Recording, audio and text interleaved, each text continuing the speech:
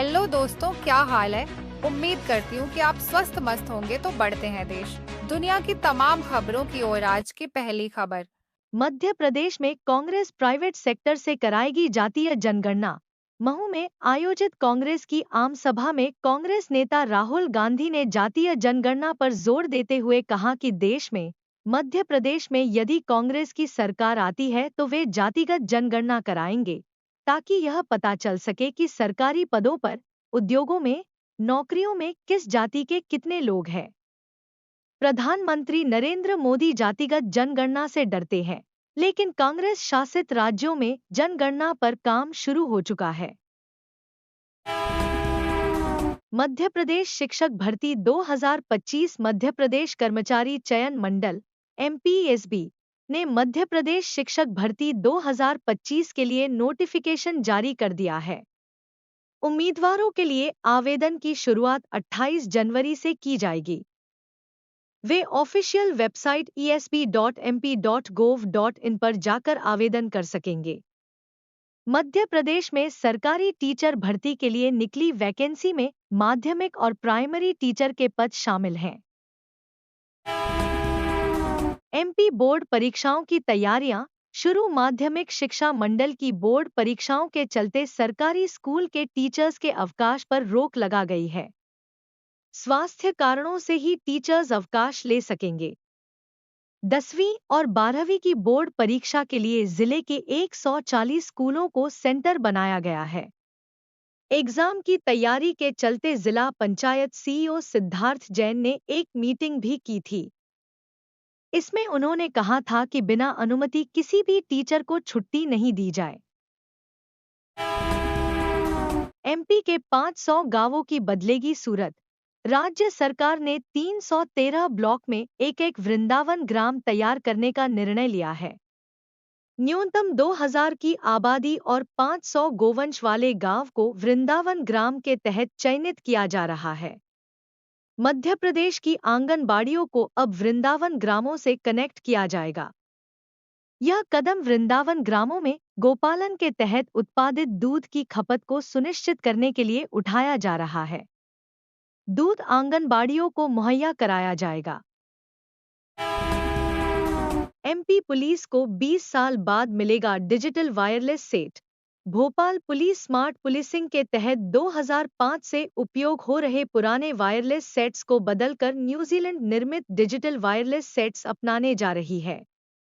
इन sets में calling, location tracking, frequency सुरक्षा और बेहतर बैटरी बैकअप की सुविधाएं होंगी। इंदौर में सफल उपयोग के बाद भोपाल में इसे लागू किया जा रहा है। अब पुलिस कर्मियों को 800 मेगाहर्ट्ज वाले वायरलेस हैंडसेट सेट से मुक्ति दिलाई जाएगी। एक साथ 4 लोगों को काट डाला। मध्य प्रदेश के जबलपुर जिले में सोमवार को 2 पक्षों में टकराव के बाद 4 लोगों की हत्या कर दी गई। जबलपुर के पाटन में धारदार हथियार से एक पक्ष के लोगों ने दूसरे पर अचानक हमला कर दिया। इसमें 4 लोगों की जान चली गई तो एक अन्य घायल है। घटना को लेकर इलाके में तनाव व्याप्त है। भारी पुलिस बल को मौके पर तैनात किया गया है। घटना जिला मुख्यालय से 25 किलोमीटर दूर तिमारी गांव में सुबह करीब 11 बजे हुई। एमपी में जल्द दौड़ेगी नई वंदे भारत एक्सप्रेस। मध्य प्रदेश में जल्द ही एक और नई वंदे भारत एक्सप्रेस पटरियों पर दौड़ेगी। नई वंदे भारत एक्सप्रेस जबलपुर से रायपुर के बीच चलेगी। इससे दोनों शहरों के बीच की दूरी, जो कि लगभग 410 किलोमीटर है, सिर्फ 7 घंटे में तय करेगी। इससे दोनों राज्यों के बीच आवागमन तो आसान होगा ही, औद्योगिक विकास को भी बढ़ावा मिलेगा। यह ट्रेन मध्य प्रदेश और छत्तीसगढ़ के 2 प्रमुख शहरों के बीच चलेगी। इस ट्रेन के चलने से दोनों राज्यों के बीच आवागमन आसान होगा। मध्य प्रदेश के महू में गरजे राहुल गांधी। इंदौर सोमवार को बाबा साहेब अंबेडकर की जन्मस्थली महू में कांग्रेस ने बड़ी रैली की। इसमें लोकसभा में विपक्ष के नेता राहुल गांधी ने कहा देश में निजीकरण और कुछ अरबपतियों के पोषण के लिए गरीबों को गुलाम बनाया जा रहा है। इसलिए लोगों को संविधान विरोधी सरकार के खिलाफ आवाज उठानी होगी। देश में विचारधारा की लड़ाई चल रही है। एक संविधान को बचाना चाहती है तो दूसरी संविधान के खिलाफ है। राहुल गांधी ने संविधान की प्रतीक किताब दिखाते हुए कहा, यह संविधान कोई किताब नहीं है, इसमें हिंदुस्तान की हजारों साल पुरानी सोच है। देवास में मासूम पर बरसी शिक्षिका। मध्य प्रदेश के देवास से टीचर द्वारा छात्र की बेरहमी से पिटाई का मामला सामने आया है। यहां 5वीं कक्षा में पढ़ने वाले मासूम पर शिक्षिका बरस पड़ी और छात्र की जमकर पिटाई की। मामले का उजागर तब हुआ जब परिजनों ने बच्चे के आंख के नीचे सूजन देखा। बताया जा रहा है कि मासूम जब स्कूल से आया तो गुमशुमा था और रात के वक्त अचानक चिल्लाने लगा। यह पूरा देवास जिले के खातेगांव में स्टाइलिस्ट स्कूल का है। परिजनों की तरफ से इस मामले में नेमावर थाने पर आवेदन देकर उचित कार्रवाई करने की बात कही गई है। जापान में जय महाकाल के लगे नारे।